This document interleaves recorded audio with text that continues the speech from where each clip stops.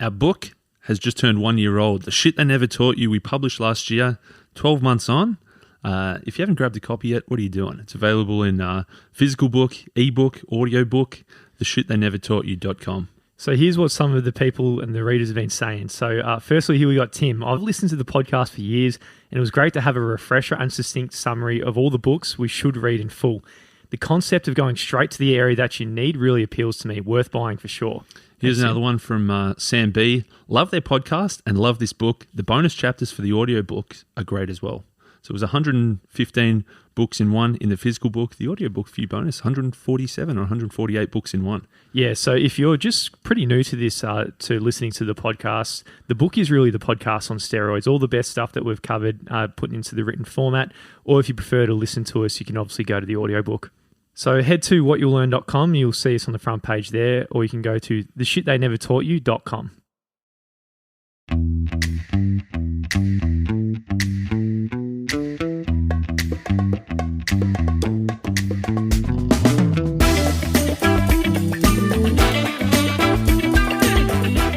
Welcome back to What You Will Learn. My name is Adam Ashton. And my name is Adam Jones. Today we're taking you through the best bits of Tuesdays with Morrie by Mitch Alborn, An Old Man, a Young Man, and Life's Greatest Lesson. The last class of an old professor took place once a week in his house by a window in the study where he could watch the small hibiscus plant shed its pink leaves. The class met on Tuesday, began with breakfast, and the subject was the meaning of life, and it was taught from experience, not from a textbook. So in this really unique class by this really unique professor, there was no grades. There wasn't oral exams you didn't have to worry about. You didn't have to worry about questions or studying too hard. But you were required to perform some physical tasks now and then, some random ones, like you might need to lift the professor's head to a comfortable spot on the pillow, or place his glasses on the bridge of his nose, or kiss your professor goodbye. And when you left, they'd earn you extra credit. So a little bit different. Very different. No books were required, but many topics were covered. Love, work, community, family, aging, forgiveness, and finally death. The last lecture was brief, only a couple of words, and the graduation was actually the funeral. So although no final exam was given, you were expected to produce a very long paper on what you learned.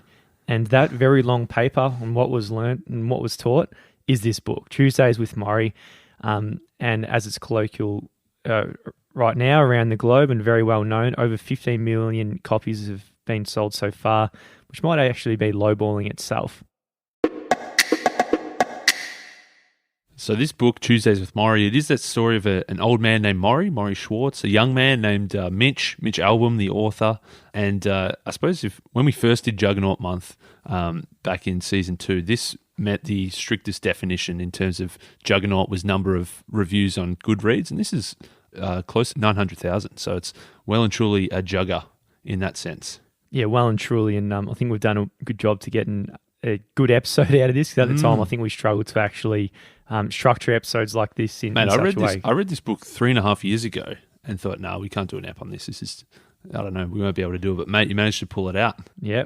Well, Morrie, as you can imagine, he was a pretty sweet old man. Think of like your favourite teacher, like a cute old guy, favourite professor, your favourite sports coach, music teacher, mentor, and whatnot. So his death sentence, though, it came in the summer of 1994 with a really bad diagnosis. But Morrie, looking back at the time, he knew something was coming a lot earlier than 1994. Yeah, well and truly before the doctors gave him this diagnosis, he knew it was up the day that he had to give up dancing. He'd always been a dancer. The music didn't matter. Rock and roll, big band, blues. He would try to dance to them all. But, as soon as the music came on, his eyes lit up, a blissful smile began. His dancing skills could be questionable, but his enthusiasm could never be questioned. But then one day, the dancing had to stop. He developed a bit of asthma. His breathing became laboured. And he had this one time a cold burst of air hit him and he was left coughing and spluttering and choking and had to be taken to hospital, and that was the end of his dancing. And a few years later than that, he noticed he had trouble walking, so he began to see more doctors, more and more, and lots of them to find out what the hell is going on here. They tested his blood and urine and they put a scope up his rear to check his intestines, but they really couldn't find anything until one doctor ordered a muscle biopsy and took a small piece of his calf out. And then from there, it brought on another series of tests.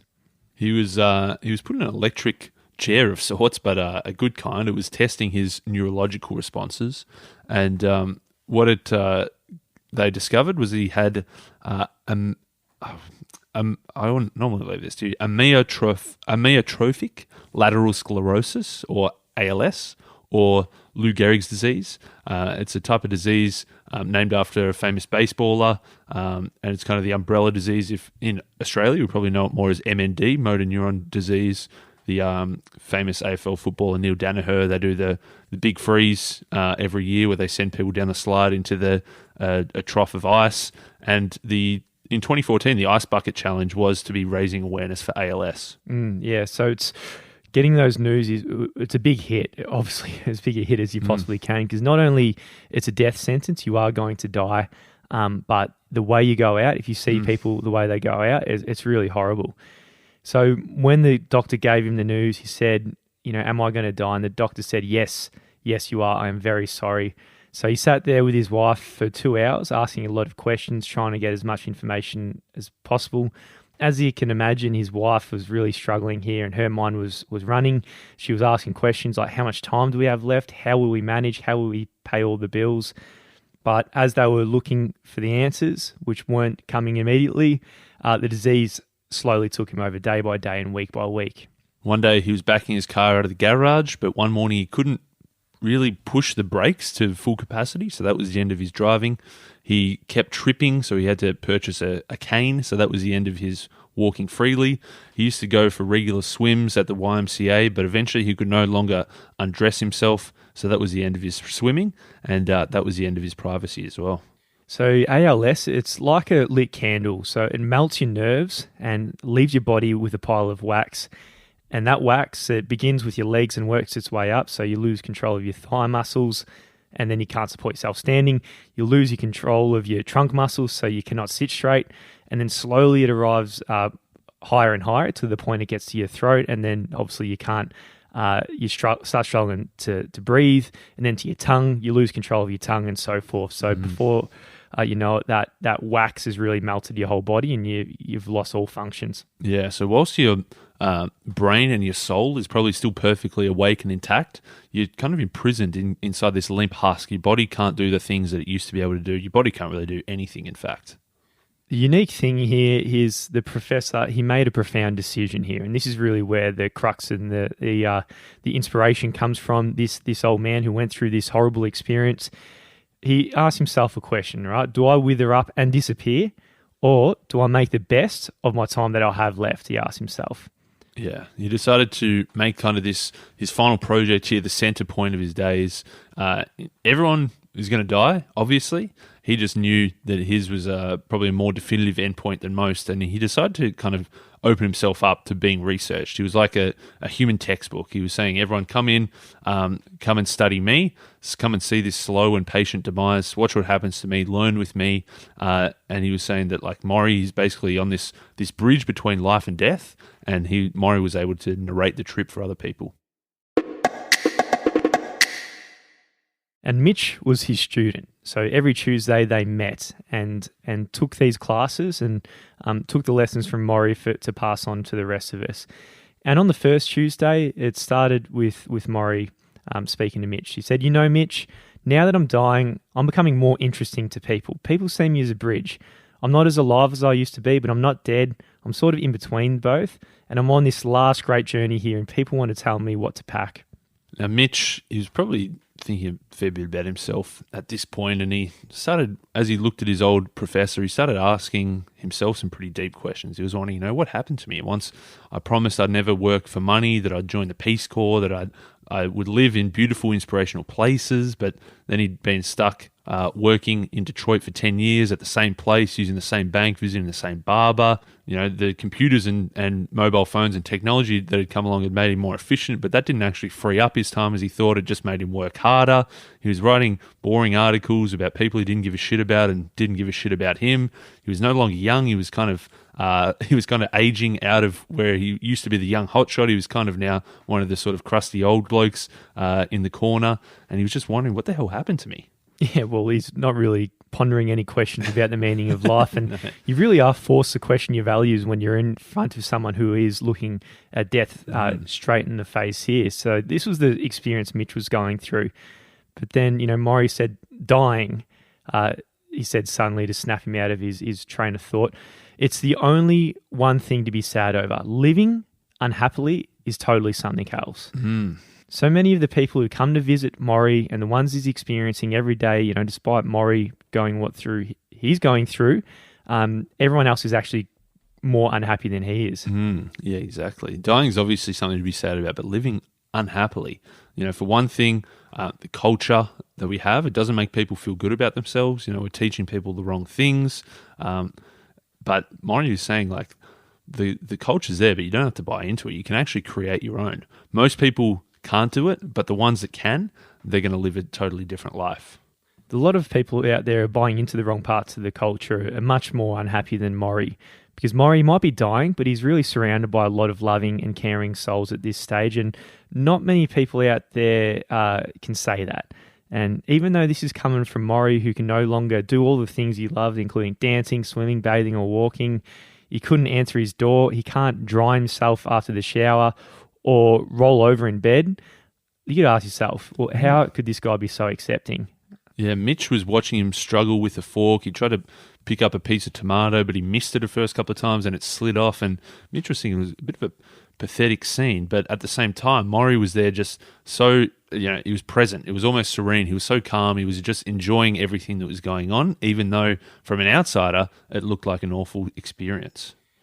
Morrie said, how I'm going to die? I'm going to suffocate. My lungs, because of my asthma, will not be able to handle the disease. The disease is moving up my body, this ALS. It's currently got my legs. Soon it's going to be at my arms and hands. And then when it hits my lungs, I'm sunk. But you know what, Mitch? You mustn't be afraid of dying. I've actually had a good life. And we all know we're all going to die. It's going to happen. And I've maybe only got 4 or 5 months. So you know what? Many people out there, they walk around with a meaningless life. They seem half asleep, even when they're busy doing things they think are important. That's because they're chasing the wrong things. The way you get meaning in your life is to devote yourself to loving others. As they were going through this first lesson, this first meeting on a Tuesday, occasionally Morrie, he'd have to stop. He'd have to go to use the bathroom. And the process took a fair amount of time. At this point, he had an aide or an assistant named Connie. She'd wheel him to the toilet. She'd lift him out of the chair and she'd kind of support him as he urinated into a beaker. And then every time he came back, he looked physically exhausted just from this simple thing of standing up and holding himself for 30 seconds. And Morrie said, you know what, I think the day's coming where someone's going to have to wipe my ass for me.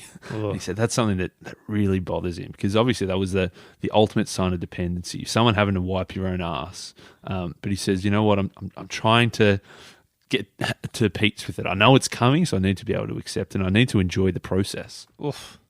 It's like you can imagine it being the worst thing in the world, right? That dependency, but bloody hell, enjoy it.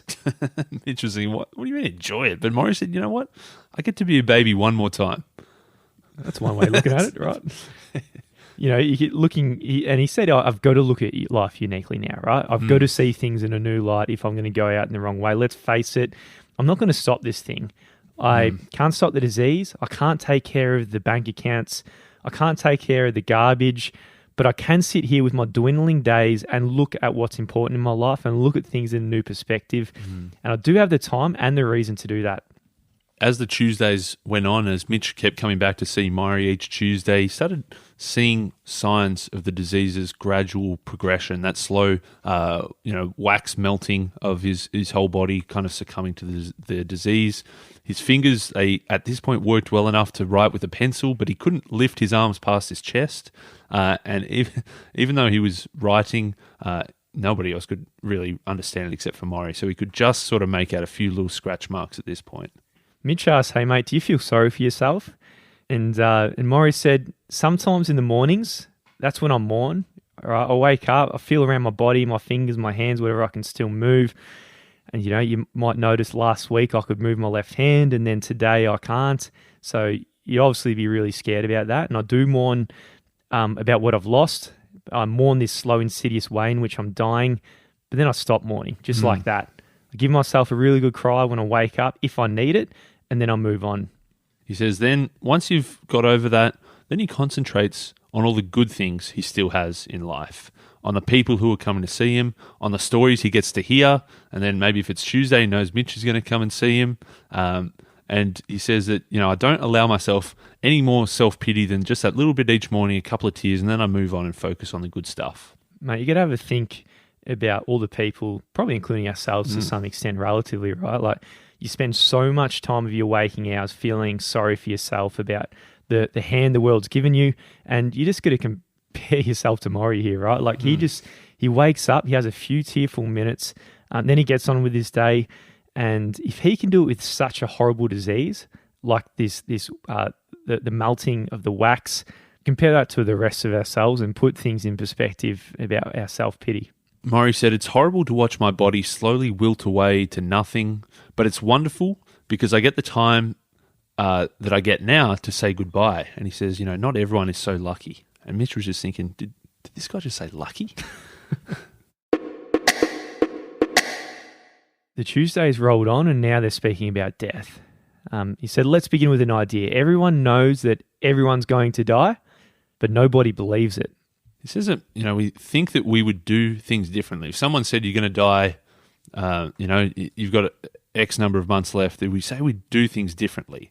But that's coming. Everyone is going to die at some point, but still we don't really do things differently. So there's a good approach about this. To know you're going to die is to be prepared for it any time. That's the way to go about it. And that way you can actually be more involved with your life while you're living.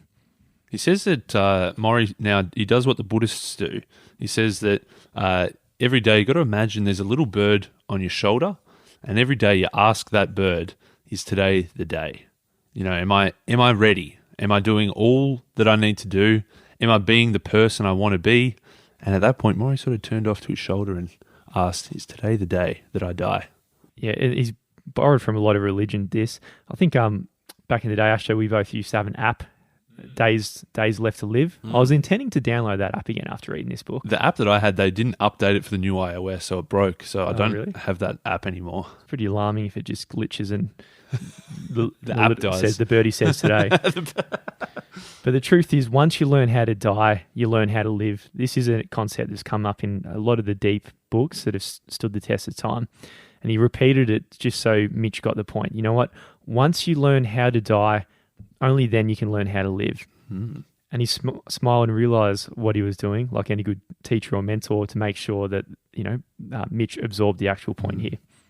Mitch asked, Morrie, did you think about death much before you got sick? And Morrie said, no, I was just like everyone else. He remembers telling a mate once that I'm going to be the healthiest old man you'll ever see. That's why he was always swimming, he was dancing, he was doing all these things. But then Mitch was saying, why is it so hard to think about dying? And Morrie says it's because we're walking around like we're sleepwalking. We don't really fully experience the world. Because we're half asleep, we're doing things automatically, we're doing things we think that we have to do. It's not until actually facing death, like getting that diagnosis from the doctor, that actually changes that. Yeah, because if you really listen to that bird on your shoulder every single day, if you accept that today could be the day and you could die at any time, then you might do things a bit differently. Now, in the case of Mitch, in the case of probably a good chunk of us, you might not be as ambitious as you are, because the things you spend so much time on, all the work you do, put in perspective and context, it might not seem as important, because you might leave a lot more space for the more spiritual things rather than all these materialistic things. Yeah, the materialistic things, aside from a very, very brief fleeting moment, they don't actually satisfy us. Whereas the long-term loving relationships we build, they're probably the things that we take for granted, but they're the things that matter most. He nodded toward the window to the sun streaming in and said, Mitch, mate, you see that? You can go out there. You can go outside any time. You can run up and down that block and go crazy. You know what? I can't do that. I can't go run. I can't go outside. I can't be out there because I've got the fear of getting more sick than I am now. But you know what? That window there, though, I appreciate the actual window more than you. I look out the window every day. I notice the change in the trees, how strong the wind is blowing. It's as if I can see time passing through the window pane, because I know my time is almost done. And that's again when Morrie just looked at that little bird on his shoulder and says, is today the day, little birdie? Is today the day? On the 6th Tuesday, they speak about emotions. Here, the small horrors of his illness were really growing. And when Mitch finally sat down with Morrie, Morrie was coughing a lot more than he was previously. And the cough, a bit like Astro there, was that deliberate? Completely unintentional. But. There you go. Bit worse than Astro's cough there. This one was dry, a dusty cough, shook his chest and made him jerk forward, and a real violent, surge of coughing, and then he finally stopped. That'd be pretty scary, wouldn't it? And then Morrie said, and then he just basically switched off from that moment. He just jumped straight back into what they were talking about. And he said, you know what I'm doing now? I'm detaching myself from experience. It's another important thing that he'd kind of developed, is learning how to detach. Learning to do what the Buddhists say, don't cling to things because everything is impermanent. Detachment, it doesn't mean that you're just letting go of everything and nothing penetrates you. In fact, it actually means that you experience everything much more fully because you're able to take it and then move on. Yeah, there's when we do the book, Why Buddhism is True, the religion, if you can call it that, is full of paradoxes, and that being one of them. And detaching from emotion, in one sense, it's not living it, but it's actually quite the opposite, where you're living it fully. So take any emotion, right? So for example, let's say love for a woman, grief for a loved one, or say what Morrie was going through at the time, and that was fear and all the pain of a deadly illness slowly taking him out. Yeah, if you hold back on those emotions, if you don't allow yourself to go all the way through them, you can never get to the end point, which is being detached. You're too busy being afraid. You're afraid of the pain. You're afraid of feeling it fully. You're afraid of the grief that may come. You're afraid of the vulnerability that it may entail. But by throwing yourself fully into those emotions, by going deeply, going all the way through them, even to the point where it might feel overwhelming, like you're a bit over your head, experiencing the pain, the love, the grief, experiencing them fully, that's the only point that you can then say, okay, I've experienced this, I understand, now I can detach and move on. Yeah, and it's actually like living. That's also what Brené Brown's Atlas of the Heart was all about, is understanding what emotion you're going through and being able to articulate it, just so you can live it fully. Because when you learn how to live fully in these moments, again, you're learning how to live. So Morrie spoke about his most fearful moments, and he went through this fear, this was the emotion he was going through more than most of us, because he had times when his chest was locked up in heaving surges. He said to Mitch, that little coughing fit I had earlier, that's nothing compared to what I had yesterday. And he had these moments where you're coughing that hard, you're not sure if you're going to get that next breath back, right? How scary would that be, Astro? Imagine coughing and you're like, yeah, and you're trying to breathe. Man, I reckon I've done it just from like if you eat something too fast and something gets stuck in your throat, and even just for that 1.5 seconds where you start to panic and think, fuck, there's something really wrong going on here. That's Morrie almost daily for not 1.5 seconds, but for a long period of time. Yeah, but so even in these moments, right, like he would feel that emotion that he's going through, that's going, and he's detaching to that point. He'd take note of their texture, the moisture, the shiver down the back, the quick flash of heat that went through the brain. And then he was able to say, okay, this is fear. It's pretty intense fear as well. But step back and see that, it's pretty insane.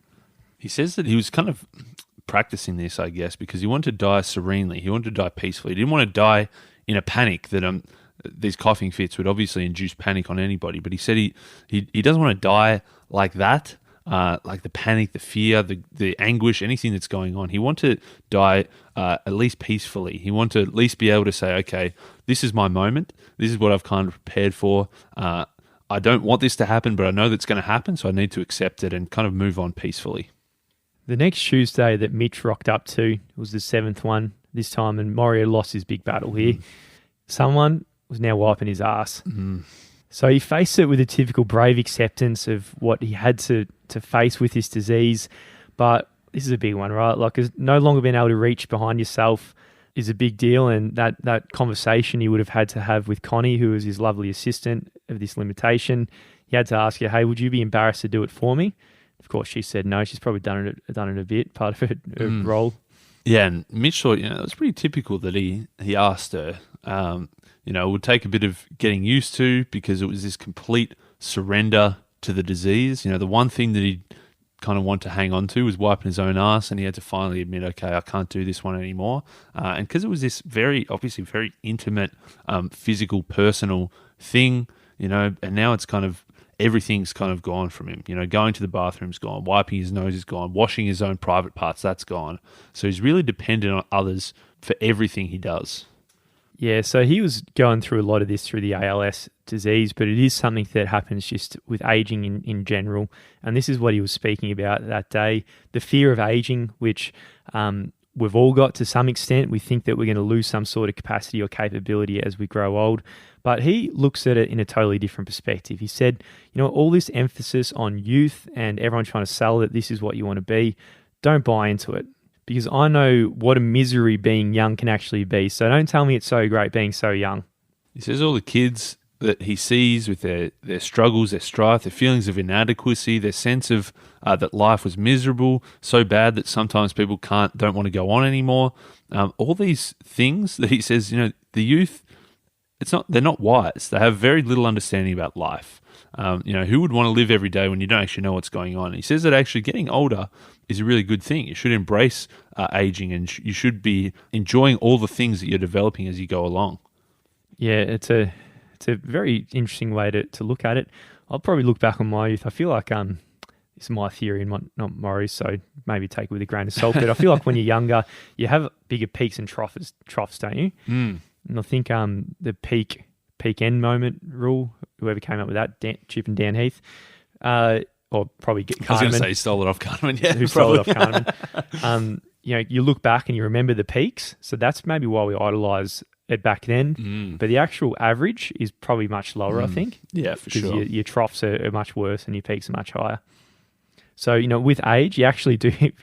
and I'm on par here with our man Morrie, because it is better as you grow older. Yeah, and Mitch was saying, but don't you envy the young because they're younger, they're healthier, they can do things? And he says, I guess I envy the, being able to go for a swim or go to the health club or go to dance, and mostly for the dancing because he loved it.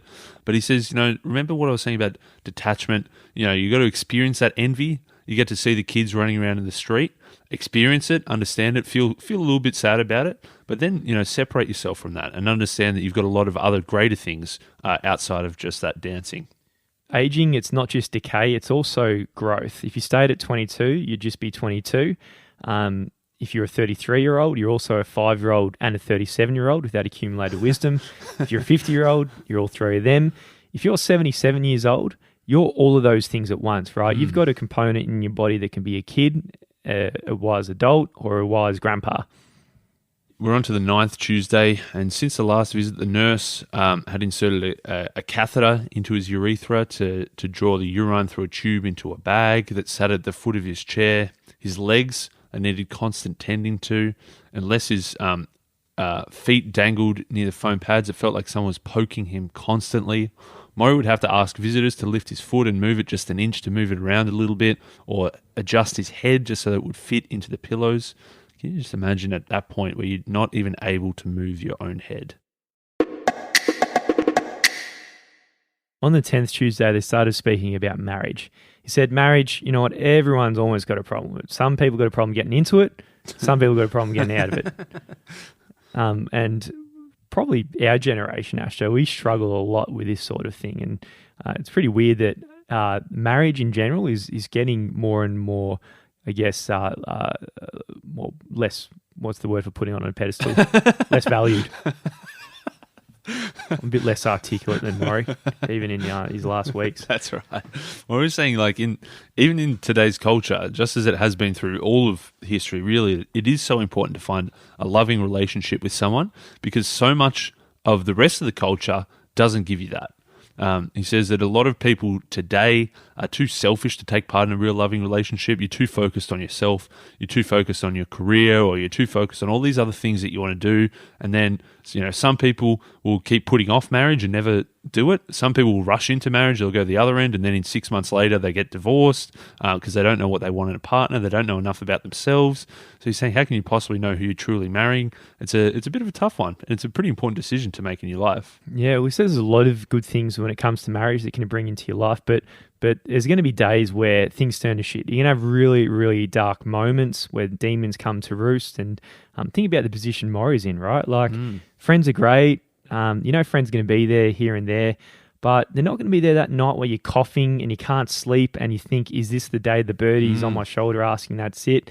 And, you got your wife or your husband or your married partner. They're just trying to comfort you and trying to be helpful and is always there for you no matter what happens. Yeah, Morrie had met his wife Charlotte when they were both students. They'd been married for over 40 years. And she was there for all those tough times, as you say. She'd remind him to take medication. She'd stroke his neck. She'd talk about one of their sons. They were kind of working together as a team. And often, because they'd spent so much time together and because they'd truly understand each other, often it was just a simple glance or a simple look at each other and they just knew what the other was thinking. And he could just get from her exactly what he needed. He learned a few rules that he knew to be true about love and marriage. He said, if you don't respect the other person, you're going to have a lot of trouble. Secondly, if you don't know how to compromise, you're going to have a lot of trouble. And thirdly, if you can't talk openly about what's going on between you and working on a relationship, then you're also going to have a lot of trouble. And fourthly, if you don't have a common set of values in life, you're going to have a lot of trouble. Hey, marriage just sounds like a lot of trouble. There's a lot in that, right? I suppose there's just a couple of simple things that you need to do there and you can avoid a hell of a lot of trouble, I guess. There's four bloody big ones, mate. I don't really see... Well, I see a bit of respect, and then it probably goes less and less likely in number two. Knowing how to compromise and negotiate, in that sense, doesn't really happen that much. And thirdly, the big one you rarely see is people talking openly about their relationship, like the emotions that might set between each other and slaying the little dragons that might be very uncomfortable to talk about, but you bring it up, you slay it, and that way you'd be much better off for it. Yeah, totally. And Morrie says that, marriage, it's a vitally important thing to do. You're missing a hell of a lot of life if you actually don't give it a shot and don't try it. And obviously, you're missing a hell of a lot if you don't do it properly as well. And equally important is family. So let's talk about family. You see what? You see them all around me. He nodded to photos and bookshelves everywhere. And Morrie, as a young man with his brother David and with his wife and with his kids and so forth, he said, in light of what we've been speaking about so far, family's becoming more and more important. He says, in fact, there is no foundation, no secure ground upon which people may stand today if there isn't the family around them. He's saying it's becoming even more clear the more he got sick. If you don't have the love, the support, the care that you get from family, you don't really have much at all. He says that, love, it's supremely important. You need to love each other or perish. Family is what he calls your spiritual security. Knowing your family will be there out there watching for you. No one else is going to do that. And I'll tell you what's not going to do it. Fame, money, all the work. At the end of the day, when things are turning shit, those things aren't going to be there supporting you. It's going to be your family.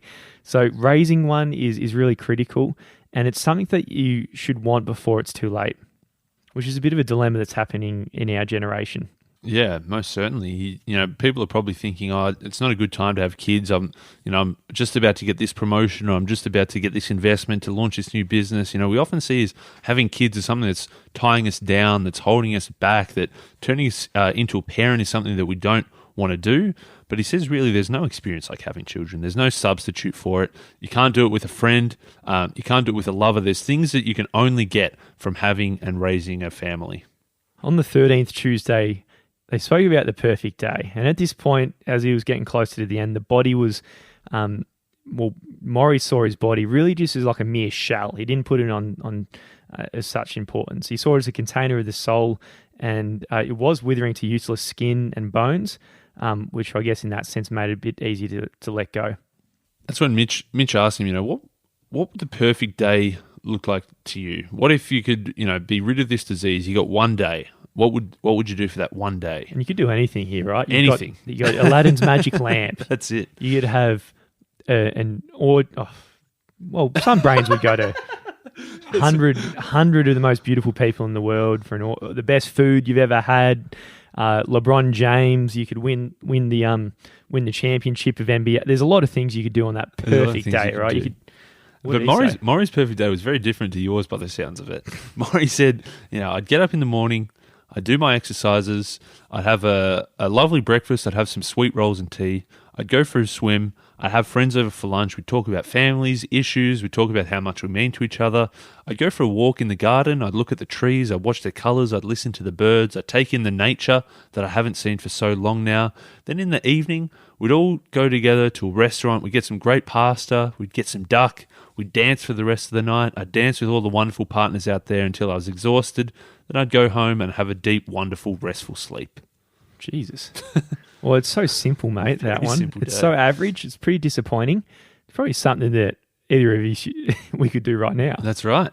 That's right. You know, he wasn't thinking about the things you were thinking about. He wasn't thinking about flying to Italy or going to meet the Pope or having lunch with the president or flying to Mars or any of these things. He just want to have his perfect day was most people's just normal average day. Morrie told Mitch a story next. He said, I heard a nice little story the other day. It's of a little wave bobbing up in the ocean. It was having a grand old time. He's enjoying the wind and the fresh air until he noticed that the other waves in front of him, they were crashing against the shore. And my God, this is terrible, the wave says. Look at what's going to happen to me, those rocks right ahead of us. And then another wave came along and said, why do you look so sad? And then these waves like, you don't understand, we're all going to crash. We're just going to become nothing. We're just going to hit these rocks and that's it, we're done. But the second wave says, you know what? You don't understand. You're not just a wave, but you're part of the ocean.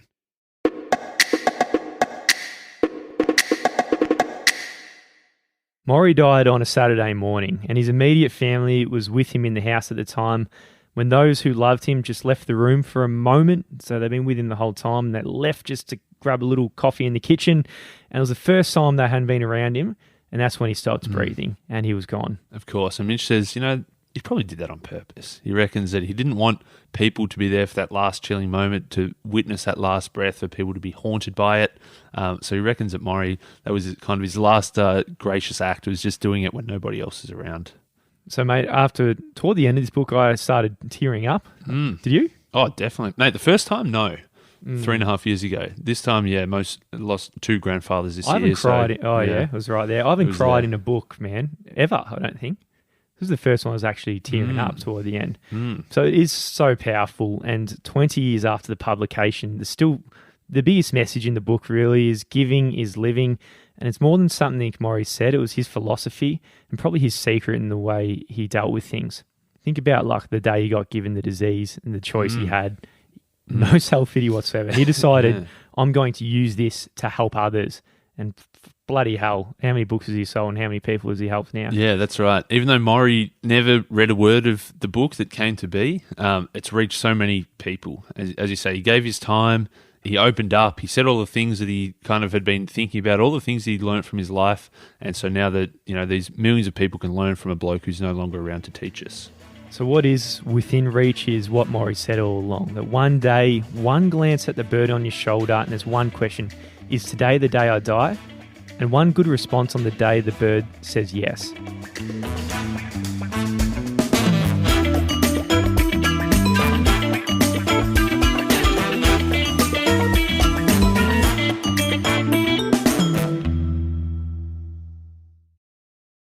Our book has just turned 1 year old. The Shit They Never Taught You we published last year, 12 months on. If you haven't grabbed a copy yet, what are you doing? It's available in physical book, ebook, audiobook, theshittheynevertaughtyou.com. So here's what some of the people and the readers have been saying. So firstly, here we got Tim. I've listened to the podcast for years, and it was great to have a refresher and succinct summary of all the books we should read in full. The concept of going straight to the area that you need really appeals to me. Worth buying for sure. Here's another one from Sam B. Love their podcast and love this book. The bonus chapters for the audiobooks are great as well. So it was 115 books in one in the physical book. The audiobook for you bonus, 147 or 148 books in one. Yeah, so if you're just pretty new to this, to listening to the podcast, the book is really the podcast on steroids. All the best stuff that we've covered, put into the written format. Or if you prefer to listen to us, you can obviously go to the audiobook. So head to whatyou'lllearn.com. You'll see us on the front page there, or you can go to theshittheynevertaughtyou.com.